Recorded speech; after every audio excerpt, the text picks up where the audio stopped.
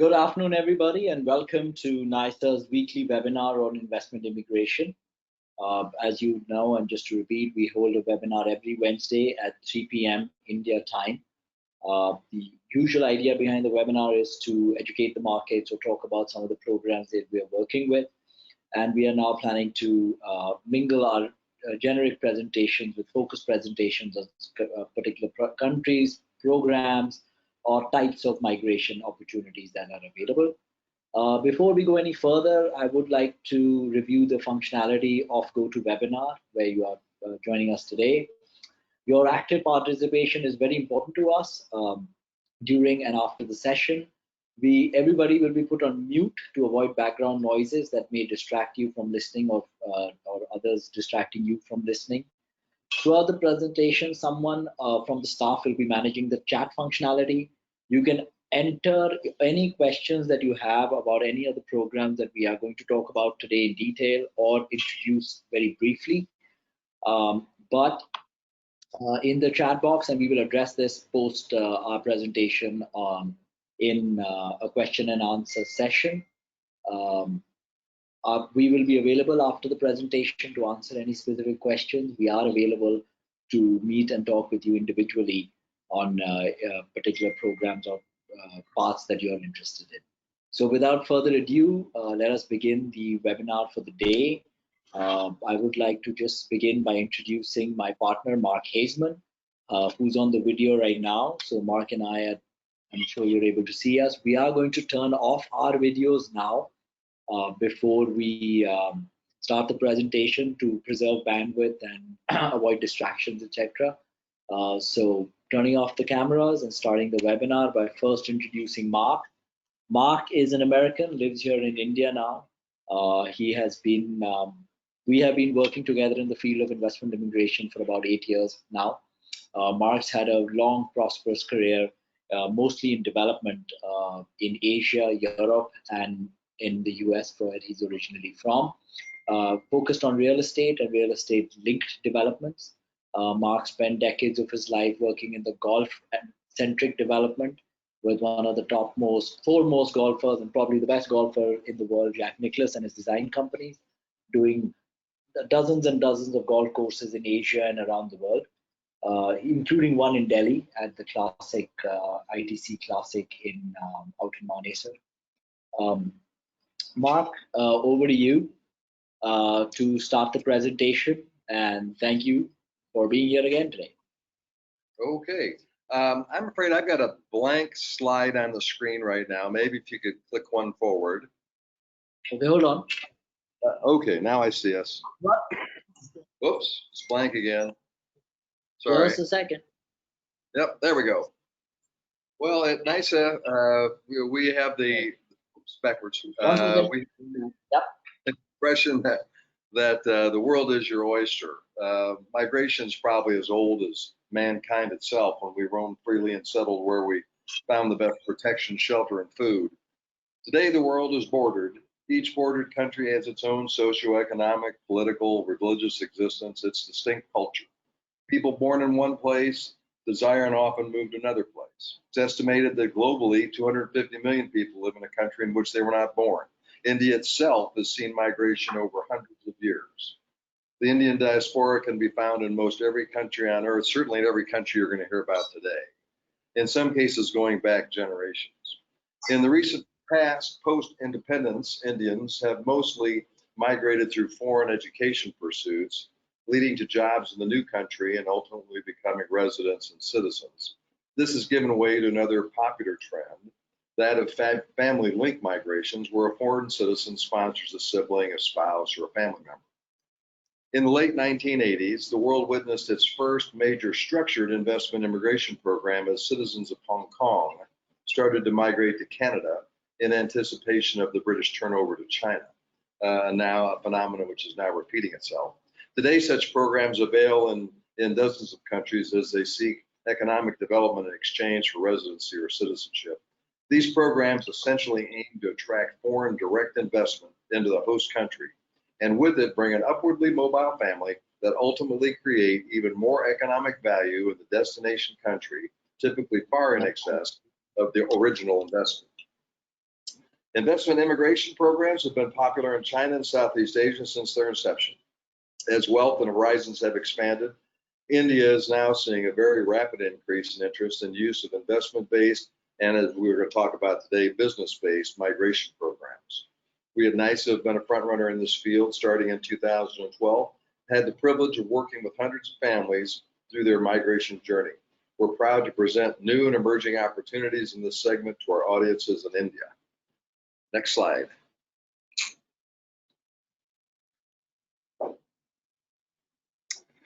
Basically, there are, and you'll hear a little bit about all of this today, there are three methods to a passport to a new country. One is you make an investment or start a business and you immediately get a passport. Another is that you have a permanent residency step where you have to complete some residency requirement, and then you apply for and get the passport.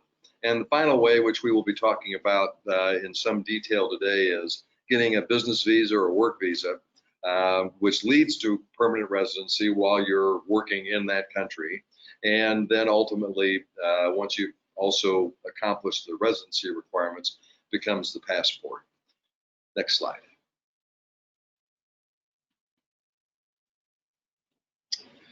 We find immigration investment, business migration, skilled worker migration in various countries around the world. The countries on the screen here, this is kind of shows, places that may require residence first, and it also points out those that where you can, for an investment anyhow, you can get it out, citizenship directly. We like to call this the ebb and flow. These programs constantly change, and I mean every month. New Zealand may be one way this week and might be next week a different way next month. Portugal's program has been extremely popular over the last few years. As it becomes so popular, the government there may restructure it to make it a little bit more restrictive. We don't know. So, but the important thing is to show that these sorts of programs are very prolific, throughout the world. Next slide. NYSA Global, we take an institutional approach to investment immigration. We have the best professionals associated with the best organizations. You can go on to the next slide. And we have, and basically our services are divided basically into three areas. First, investment immigration.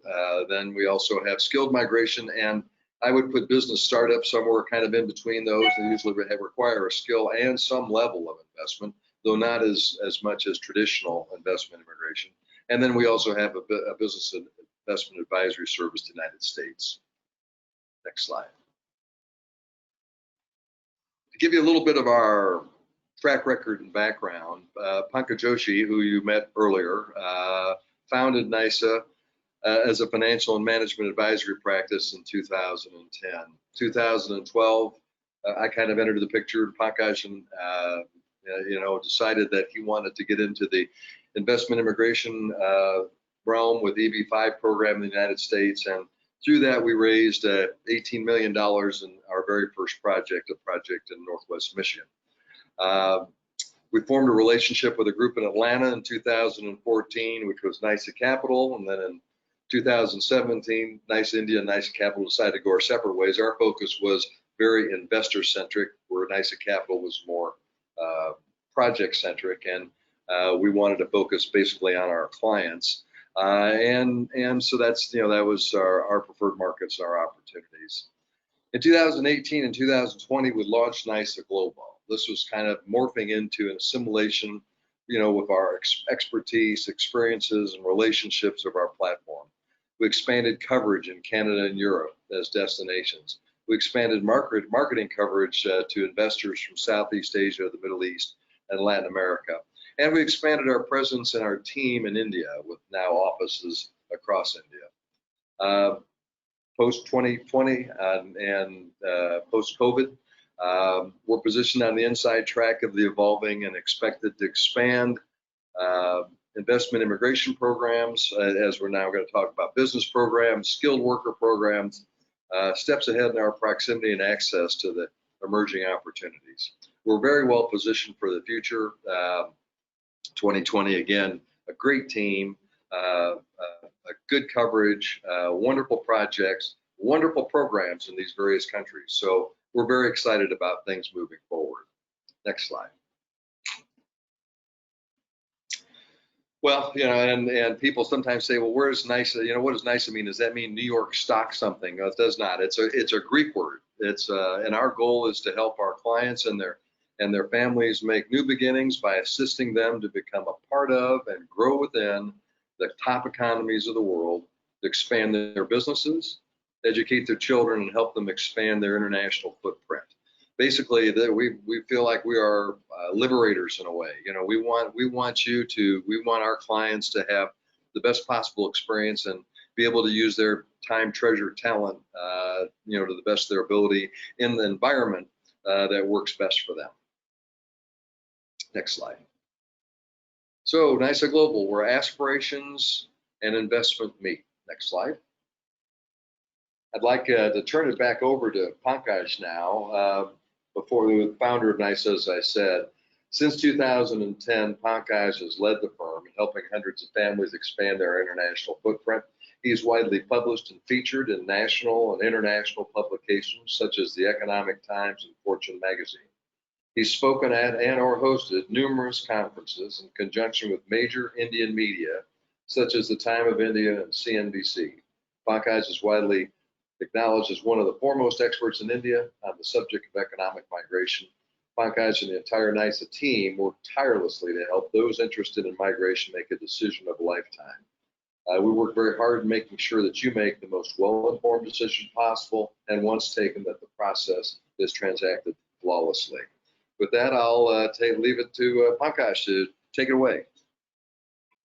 Thank you, Mark, for the introduction to investment immigration, to NISA.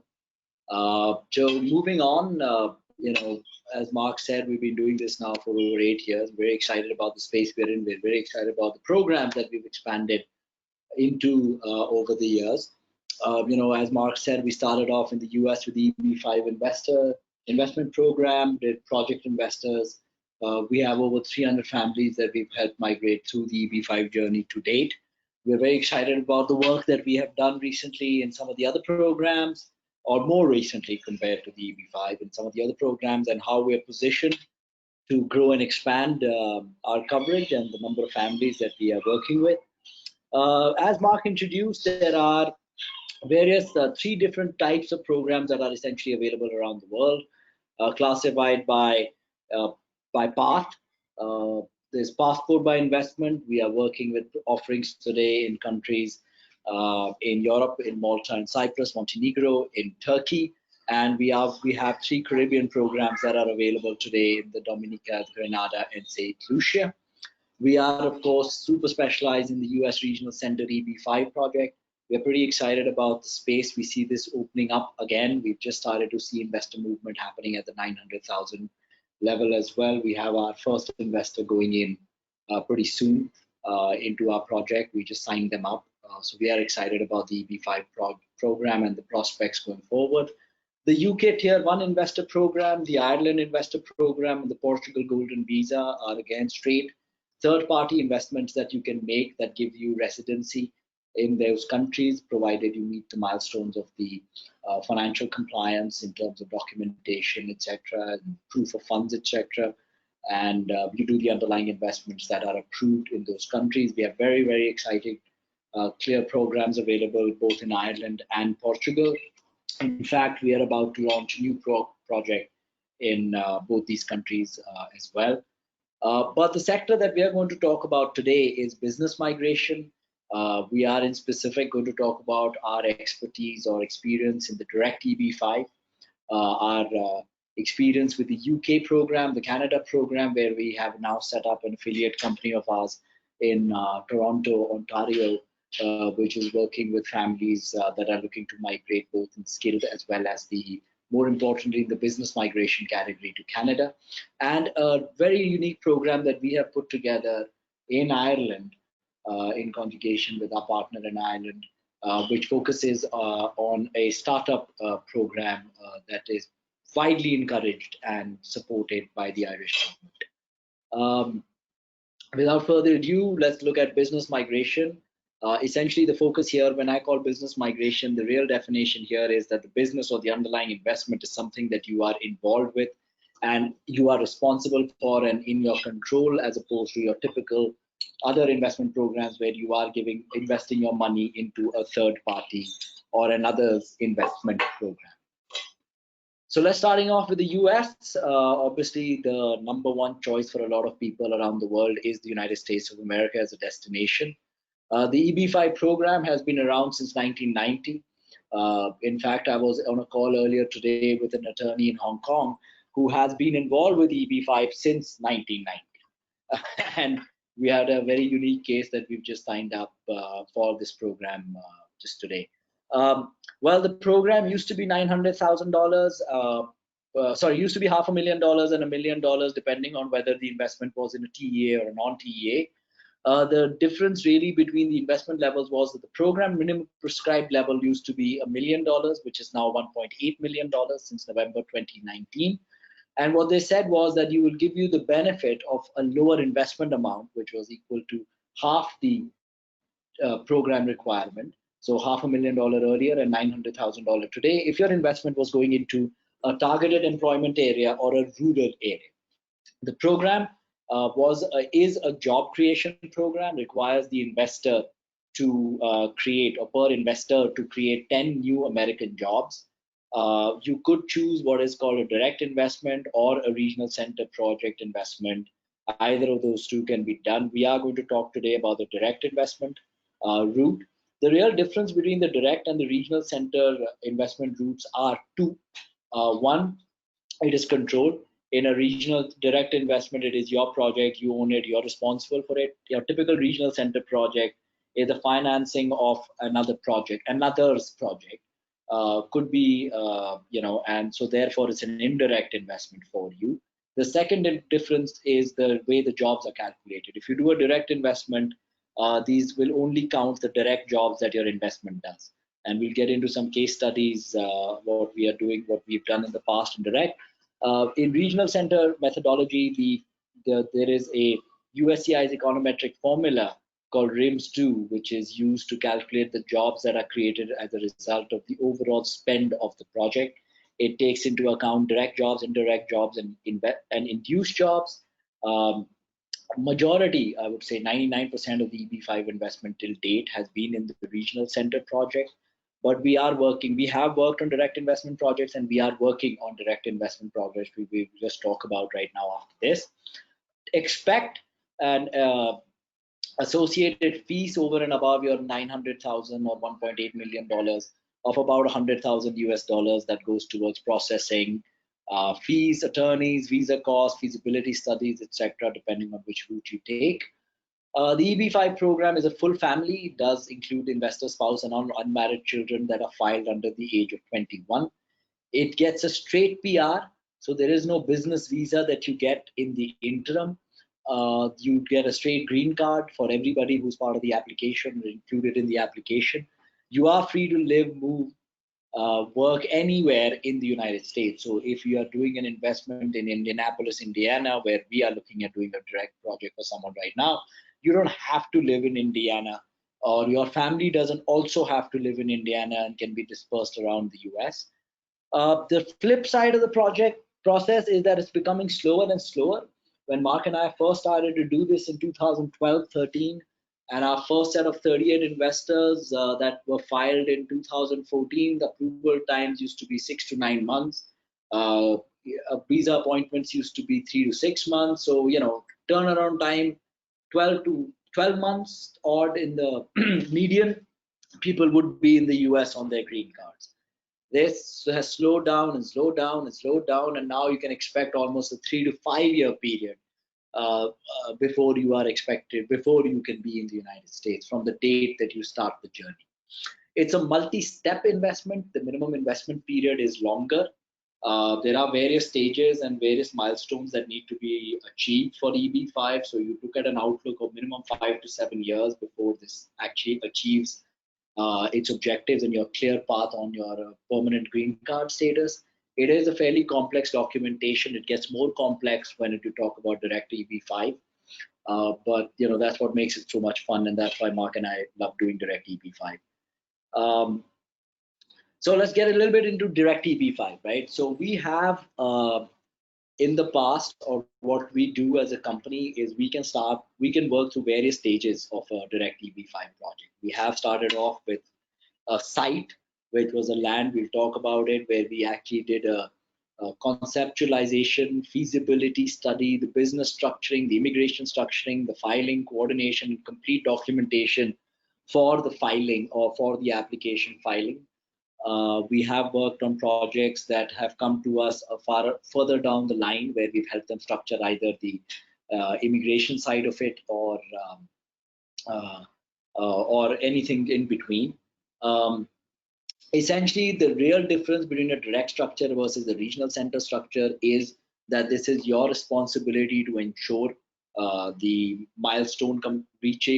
reaching of all the milestones for EB5, versus in a regional center where you're an indirect investor. Typically, you are it's somebody else's responsibility to complete the requirements for EB5. We have seen models with our direct jobs model, where the jobs that are to be counted are the ones that are created directly by the project, as well as a hybrid model, wherein we have used a regional center along with a direct investor. We've rented a regional center, or seen the renting of a regional center that actually does therefore count the jobs of the construction spend as well as direct jobs. So to give you an example, a couple of examples of projects that we worked with, we started off with a feasibility study. We were approached by two clients here in India that had a family partner in the US who had a land site in the middle of, in between Arizona and California, actually in Arizona. That was a good site, according to them, for a motel and QSR restaurant. And they had an idea that this could work. We helped them with feasibility study on the entire aspect on whether this project can work over there, what the right size of the project will be. We worked with them to get the local authorities to endorse that this site will get the uh, entitlements to do such a project. Turned out to be a 84-room motel project, along with a 5,000 square foot QSR. We worked with some of the top consultants in hotel and restaurant spaces in HVS and and Fessel, in identifying the size, the configuration, the brand of the motel. We worked on similarly on the QSR, whether a drive-through, what kind of food, what kind of menu, what's available in a radius around it, and what would make it work. We made this whole project bankable for them, and we filed the two EP5 into this project as well. It's a very interesting. It was a very quick run for us last year, and we managed to put all of this together, I would say, in about 3 months from start to finish. So everyone worked around the clock, and we got this project together and filed. We also worked on two other projects that we worked with slightly later stage. One was a housing development in Texas, which rented out, which already had a rented regional center available to sponsor the jobs of the project construction. These were row houses. So it was a development project making row housing or single family row housing schemes in Texas, in a place in Texas. We also worked with an investor who was the only EB5 investor into a larger project, which is a hotel in New York State. We worked and helped them structure the entire immigration into it. The hotel was a project of a friend of his, and he, told his buddy that please come, I'll do your EB5 into this. And he was the only EB5 investor. So it was a much larger project, but with a very small component of EB5, which got about 1% equity ownership as a result of it. But got done, got filed, moved on. This is a very exciting space. We find it to be something that a lot more people are going to be looking at, or are looking at, as the investment level goes up. We at NISA have structured a direct EB5 product ourselves, which we are trying to commoditize and launch. Mark and I were supposed to go to sign up the first site in April, but obviously thanks to COVID, we've had to delay that trip. But we do plan. We have all the legwork is done for it, all the feasibility, etc., is done. This is in a very interesting space called senior and assisted living, all the way to nursing care facilities uh, in the United States. Our focus is in the Midwest. As I've said earlier, we are based out of Indianapolis in Indiana, which is bang in the middle of the Midwest of the United States. And it's called the crossroads of America because although it's not exactly right in the middle, it is in the flow between the north and south and the east and west. So the Indiana and the Midwest is called the crossroads of America. In this region, we have planned out a layout or a grid of project sites that we've evaluated that will essentially be a chain of facilities that are either senior living or our assisted living or our full nursing care. We have an operator already lined up for assisted living and nursing care facilities. Senior living is senior independent living, which is essentially people that don't require any assistance but do not want to live in a large home themselves, want to scale down to an apartment or a condo, as they call in America, which are smaller in size, more ergonomically designed for seniors in terms of walking and stairwells, etc. And are is a community. So people that are all living over there are all a certain age and stage in life, and so they have their own sort of recreational time in terms of a common room and things like that, and a common kitchen, etc. So that meals are not to be cooked, etc. This moves on to assisted living, which then is where some amount of support is required.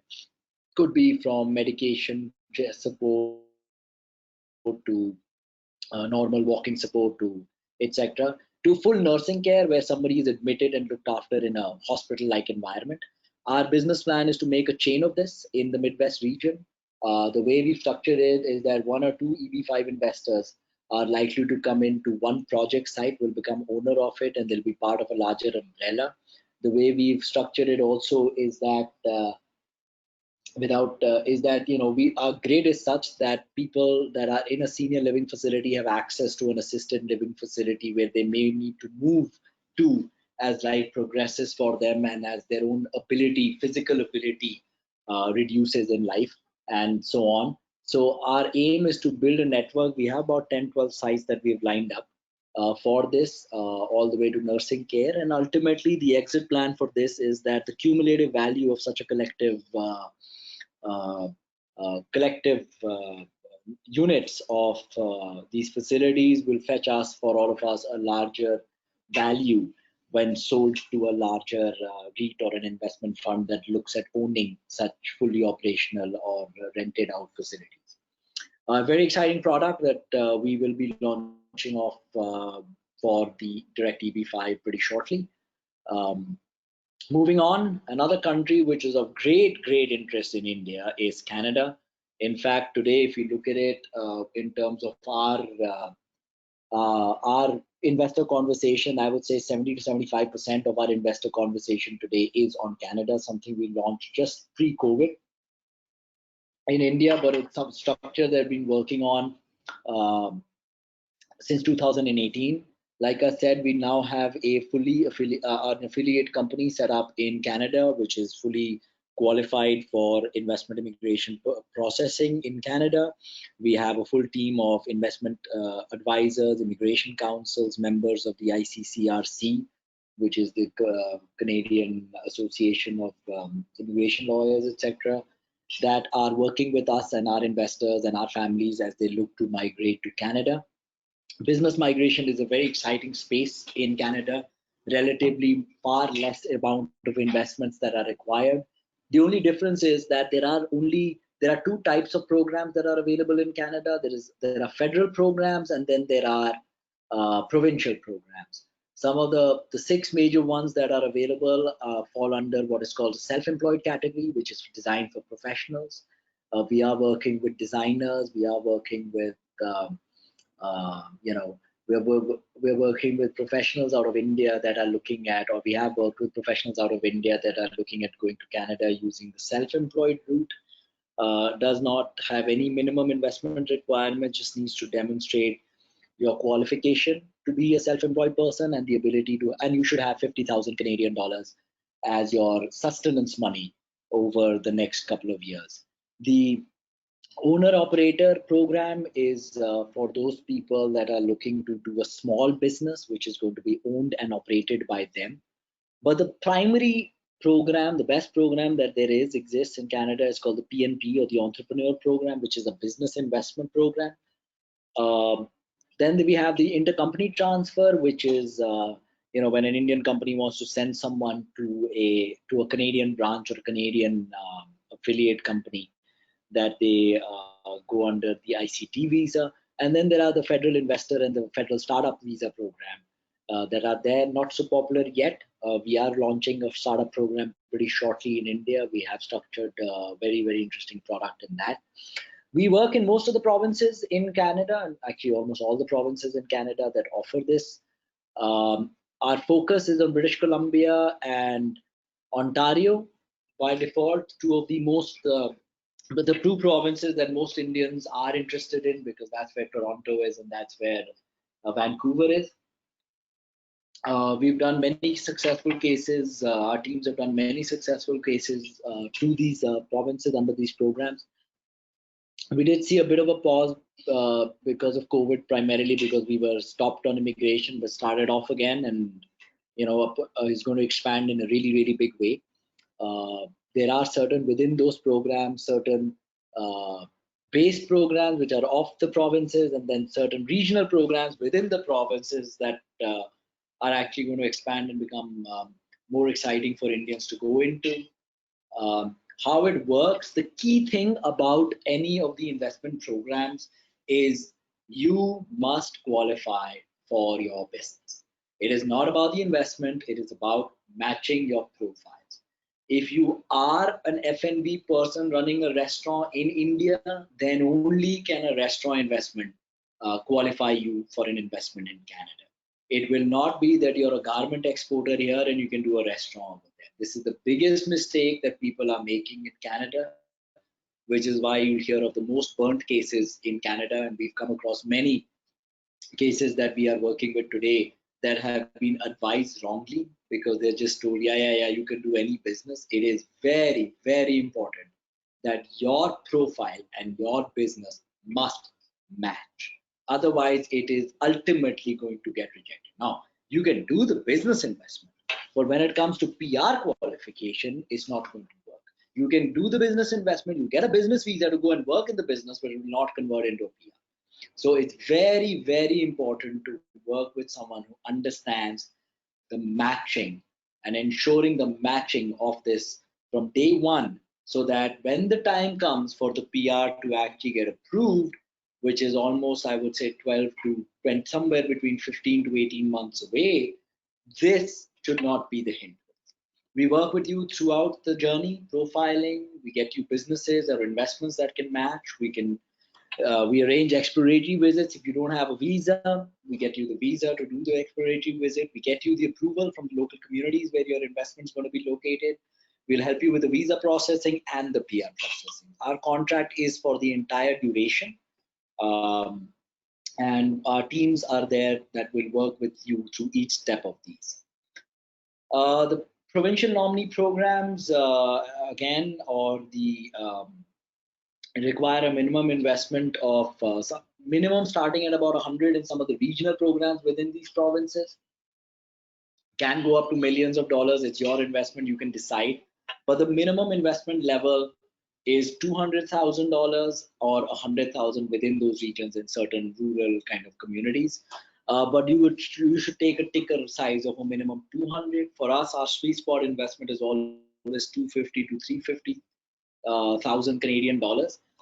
So roughly about somewhere in the tune of about 1.5 to 1.75 crores Indian rupees is a very good investment size that will get you all the parameters. It does have a minimum net worth requirement of 300 to 600,000. The primary provinces, Ontario and British Columbia, require 600,000 net worth, and typically associate fees of about 75,000 Canadian dollars and visa fees, etc., for the entire journey. It again includes the full family, investor, spouse, and all unmarried children under 21. Pretty fast processing. We can have you in Canada on a temporary resident permit within 9 odd months. It used to be 6 to 9, but we are still budgeting in COVID delays, so making it 9 to 10 months. The good part is that once you land, you start getting the public health and education, etc. The downside is you have to live in the province, so you will have to live in the location of your investment, Ontario, British Columbia, wherever it is that you decide to go. You have to move to Canada for PR and citizenship. Once you get the PR, you must live in Canada for 2 out of 5 years minimum to maintain the PR or get the PR renewed, which is for 5 years.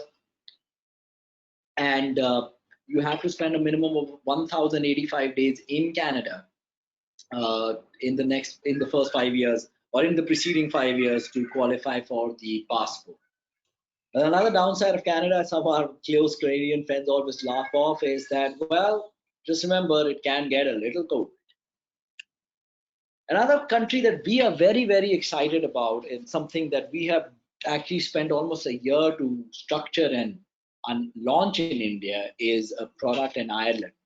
Ireland we find to be very exciting because it is now the only English-speaking country in Europe post-Brexit, and it's the only country that has full access to both the EU and the UK.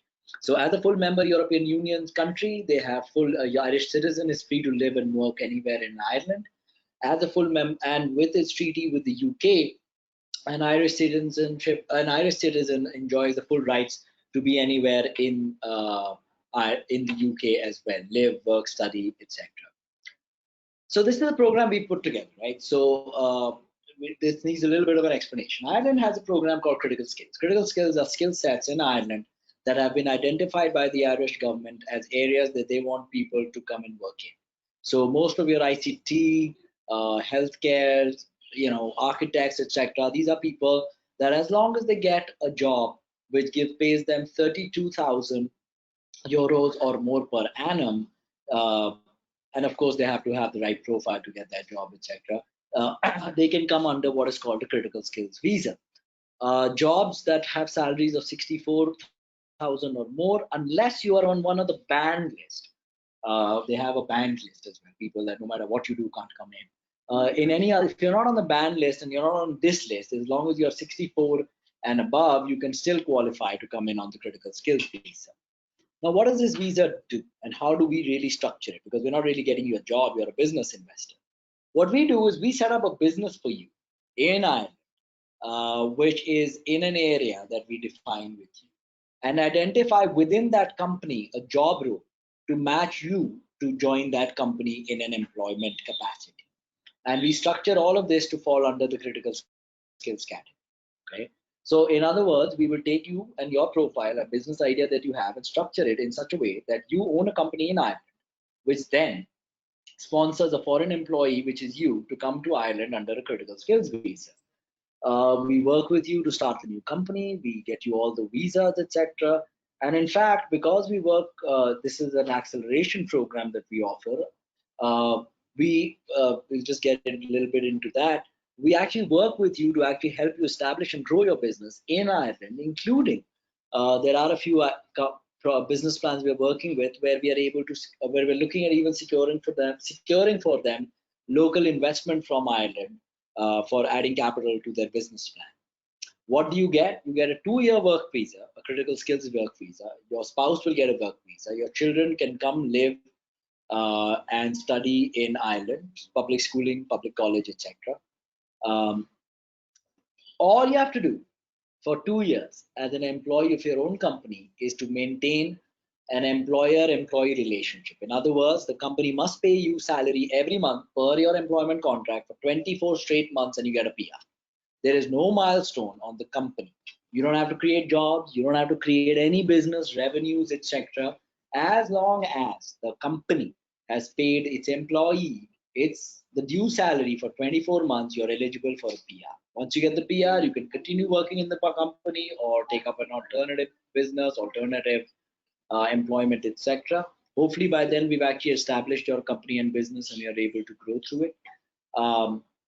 And then you can obviously go through the passport process once you've completed 5 years in Ireland, including the first 2 years on the work visa.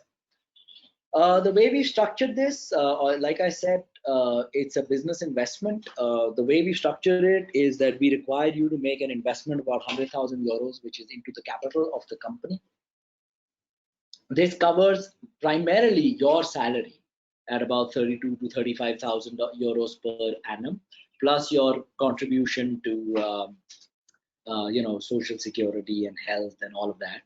Plus, you have to have a nominee director, an Irish director, who has to do a certain minimum number of hours per annum for you, which totals for about 5,000 euros per year that you need to pay to this nominee director. This is the nominee director that is associated with you by us.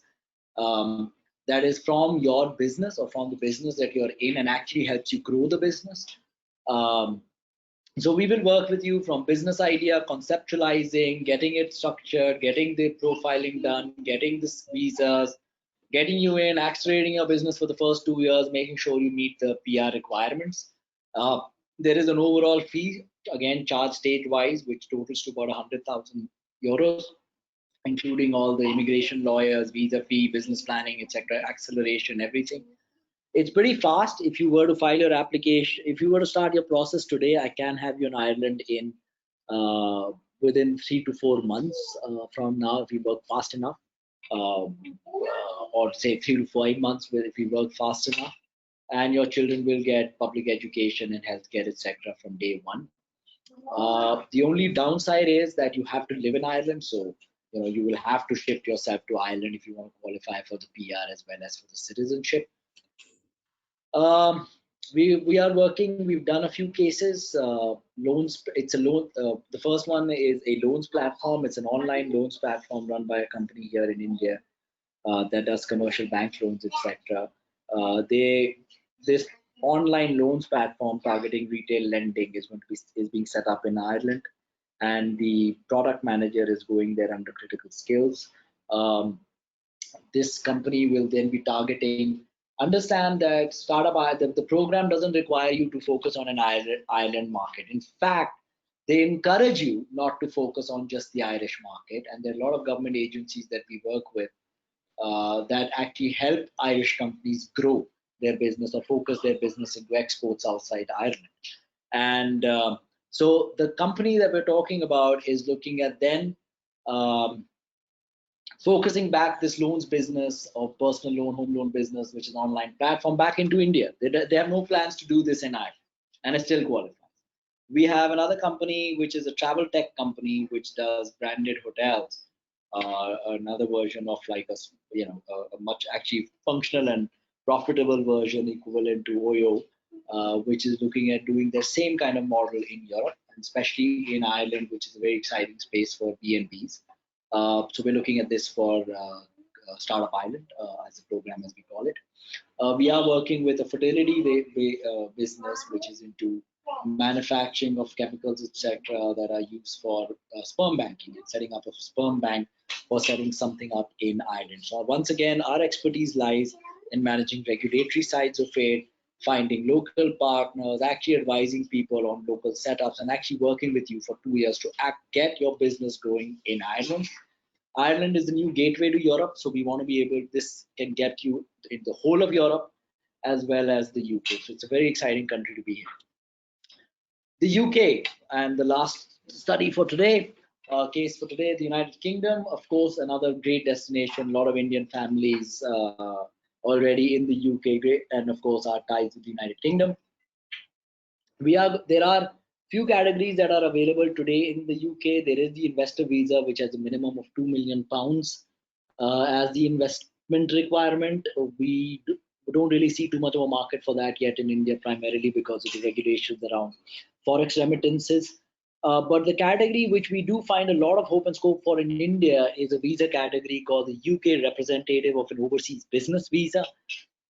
This is a program which is basically designed to encourage a foreign company to come and set up UK as a new branch or a new base for an expansion into the UK market and expansion into other European markets, right? And it aims to bring in a senior member of the foreign company or a corporate executive or manager of an existing business, existing foreign business to come to the UK. The good part about the program is there is no minimum or maximum investment. It is a branch office, right?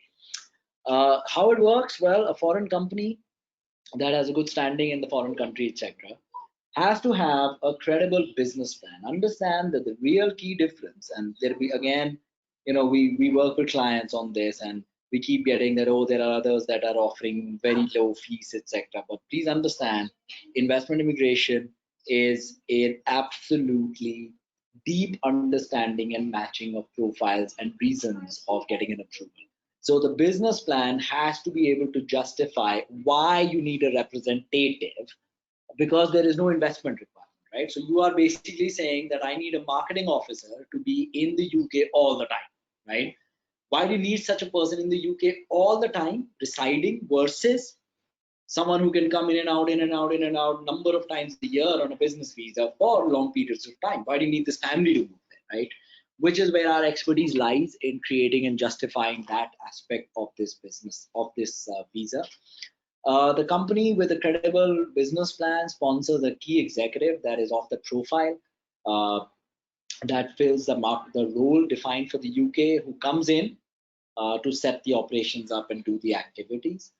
The only requirement is that the person should not be a majority shareholder of the company, can be a shareholder owner, but cannot be the majority. It's a pretty quick and process. We get you an approval within 30 days. You get a 30-day visa to, sorry, we get an approval in about 6 to 8 weeks.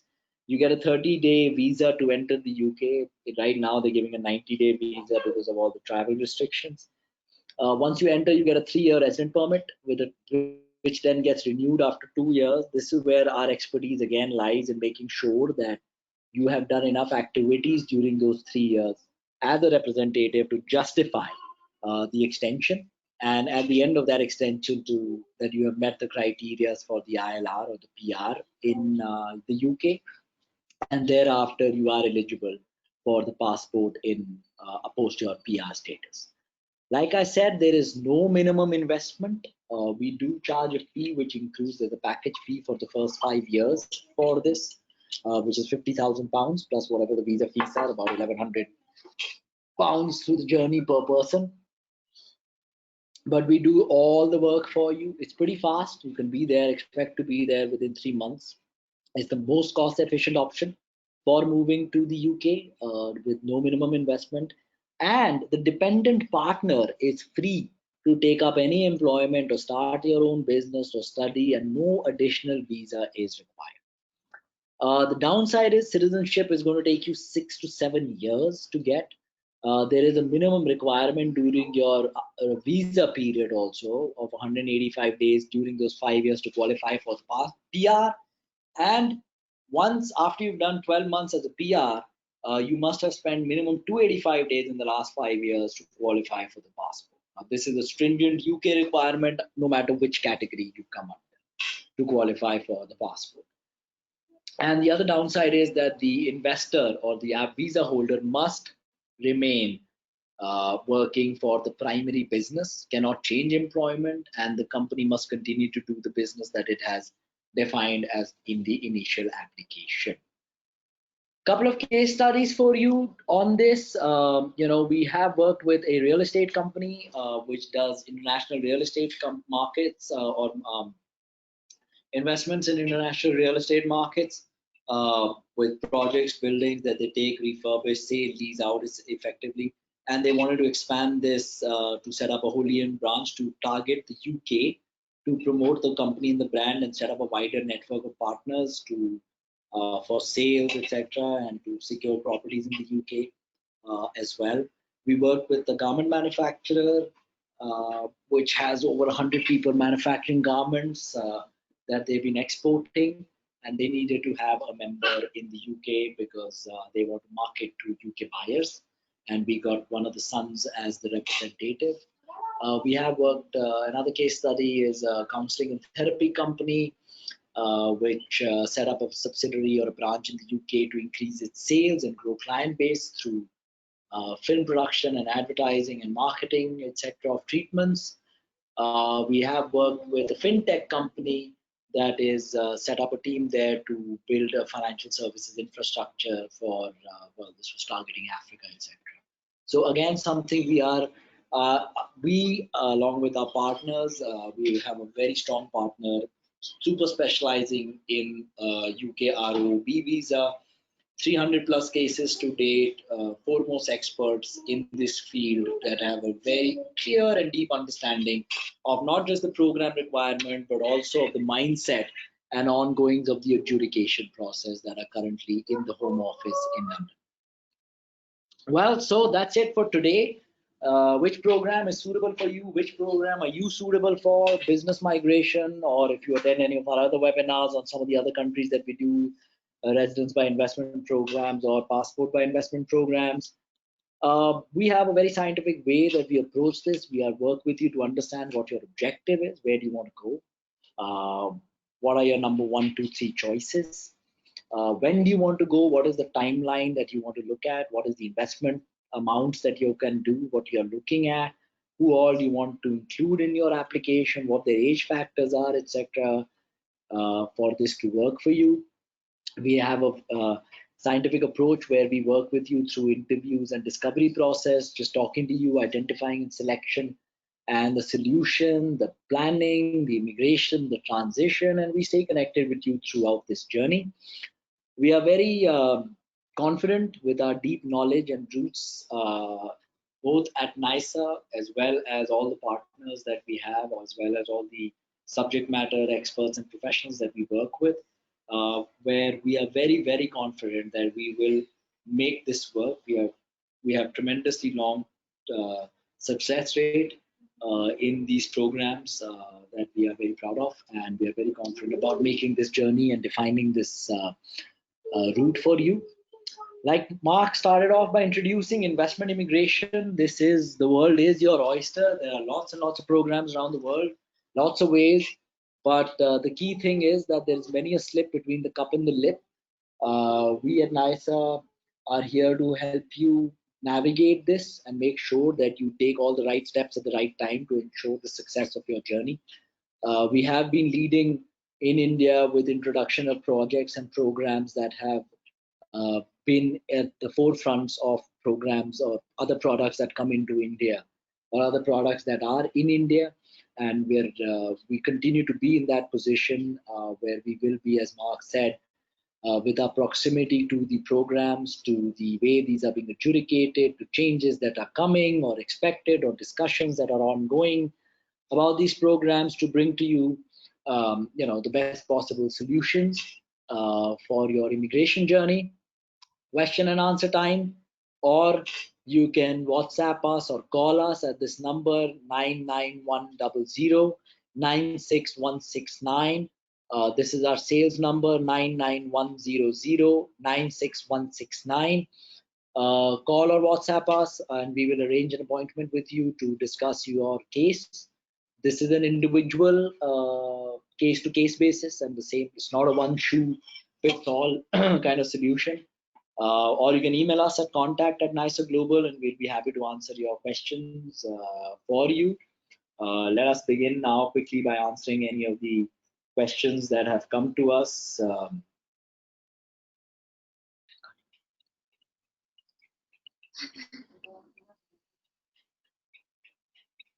Okay.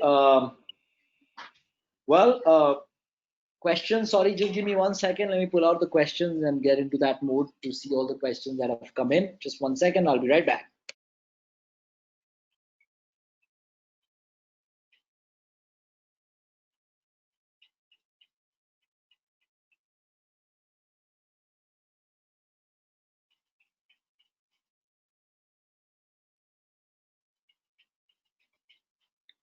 Okay. So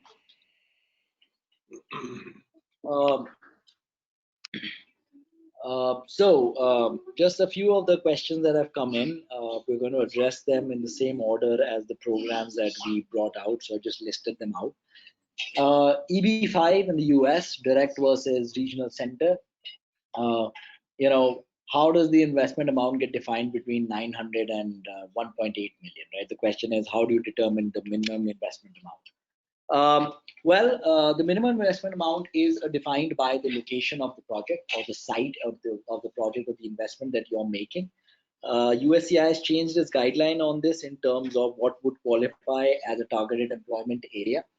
It earlier, the biggest problem with EB5 and something that most EB5 projects took very easy liberty to was the what was called as joining of census tracts to define TEA locations. So a TEA is a census location or a census tract or a defined county within a county, a census tract that has an unemployment rate of 1.5 times the national average. And under the current laws, your project must be in a TEA tract or outside or adjacent to a TEA tract to qualify for a TA.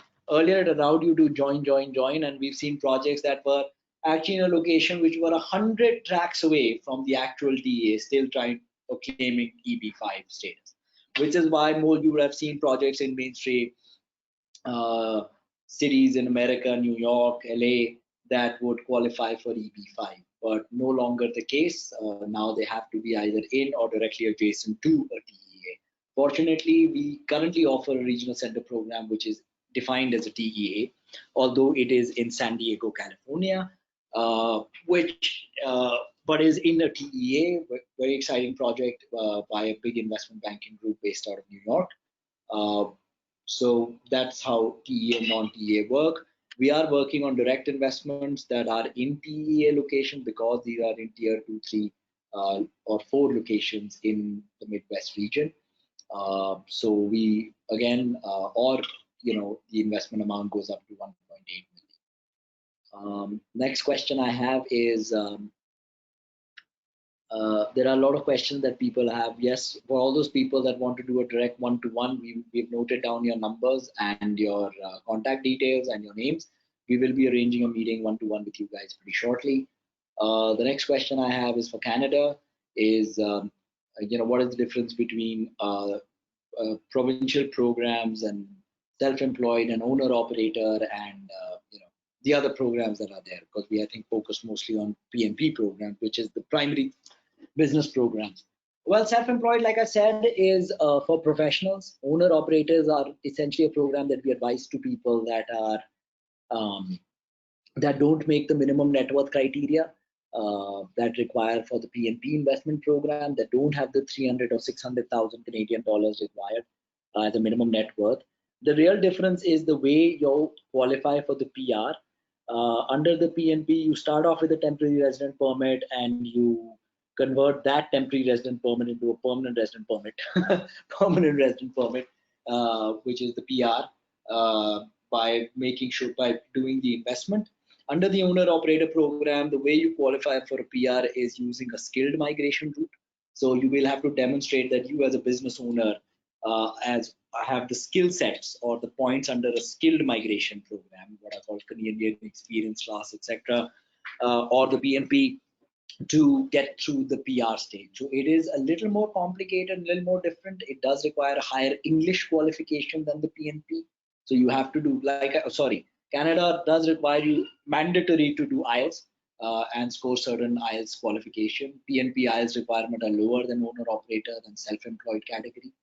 Um, but the owner operator still requires you to make a minimum investment of 200,000 Canadian dollars. So while the investment amount doesn't come lower, the PR does get a little more complicated. So we only advise that for people that don't make the net worth criteria. Otherwise, the PNP is definitely a better route to take.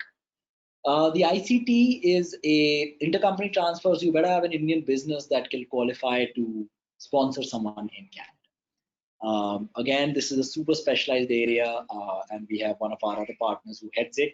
If you are interested in Canada, give us contact. We will get in touch with you and work through your profile.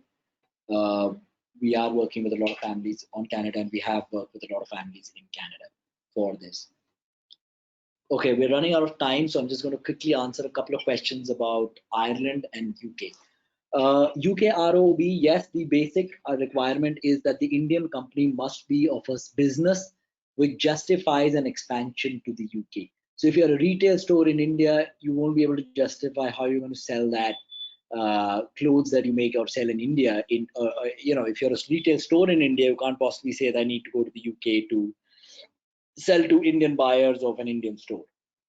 But if you are a garment manufacturer, you can say I'm going to sell to UK buyers. Okay, that's the difference. So your Indian business needs to justify a representation office or an expansion office in the UK, and it must be in the same type of business. Um, so that's one. Second is on Ireland, Startup Ireland. Yes, it's a very new idea program. We started this ourselves, so we are very excited about the space and have a lot of knowledge about Ireland. I personally feel it's a very exciting country for Indian families, young Indian families to migrate to. And someone asked whether funding is available. Yes, funding can be made available for in Ireland if your business plan underlying qualifies for local funding. Well, that's pretty much it for today. I'm just going to put on my camera again so that you guys can see me. This is me. Uh, Mark, if you can come back on as well.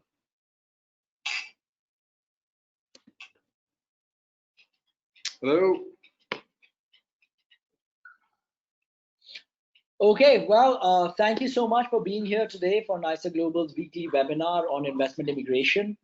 Um, as I said earlier at the beginning, this is a weekly webinar that we do. We have a new schedule in place for the next 10 webinars, which we will be circulating on our mailers that you will all be receiving and be posted on our webinar, on our website, sorry. We do encourage people to keep joining in. This is the free session, of course, and it's hopefully is educational for people. We do understand these programs pretty nitty gritty, and so we are happy and encourage people to reach to us individually, and so that we can talk to you about your particular state and status and profile, etc. We will be featuring and launching programs that are in passport, citizenship by investment, other residency program. We have a very exciting new offering coming up in some of the golden visa programs. So stay tuned, watch our space, and we thoroughly encourage you and hope that you find these sessions to be informative and productive, and also share our webinar details with others that you may know that could be interested in any of our programs or products. It is, remember, every Wednesday, 3 p.m. India time, our NISA Global's weekly webinar on investment immigration. If I could just jump in for just a second before we close, and that is the thing that we like so much about this business is that it's about dream space, it's about going to a new country, it's about new life and new opportunity, and we like nothing better than to sit around the office. Unfortunately, we haven't been able to do with so much with COVID as before, but we like nothing better than to have people in the office and hear about your dreams and your aspirations. We'll give you a cup of coffee, a cup of tea. Just love to hear what's going on and see if there's anything we can help with, and doesn't cost a thing. So please come see us. Yeah, and just to before closing, I see a lot more questions that are popping up specifically about Canada. We have noted down your names and contact details, and I hope that you have shared your profile specifics, especially your contact coordinates, while registering for the webinar. If not, please do so on the chat box or reach us by on our number, which is 99100961669. And we will get back to you on those individual questions I see coming in for Canada specifically, and a couple of more for Ireland. Thank you so much, everybody, for being here, and looking forward to hosting the next webinar on Wednesday next week. I hope this session was useful and is useful, continues to be useful, and hopefully one day we will find a journey that meets what you're looking for. Thank you so much for being here today. Thank you, everybody. Thank you, Mark, and our team for organizing the weekly webinar. Have a great afternoon ahead. Have a great evening. Have a great week. Thank you so much. Bye-bye. Bye-bye.